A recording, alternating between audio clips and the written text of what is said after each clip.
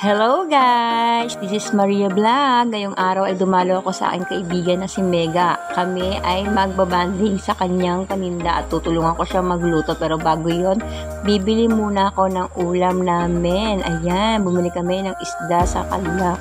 At ito na nga, kinuha na nga natin ang sukli ko at kumain muna kami. Pero bumili na kami dyan ng mga panahog. At ito na nga, niluto na namin yung ibang ingredients at yung pasta ng spaghetti at palabok. At ito yung sauce. Bali tatlo ang aming lulutuin: biko, palabok at spaghetti. At ayan po, pinapakita na natin yung iba, hindi na natin kung paano lutuin. At ayan na nga po ang finished product, 30 pesos lang yan. At habang nagde-deliver ang mag-asawa, ako muna ang nagbantay dito sa kanilang tinda. Ayan, habang TikTok live ba.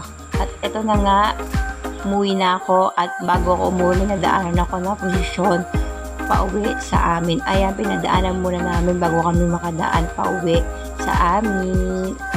At hanggang dito na lang mga guys. Bye-bye! Yun lang.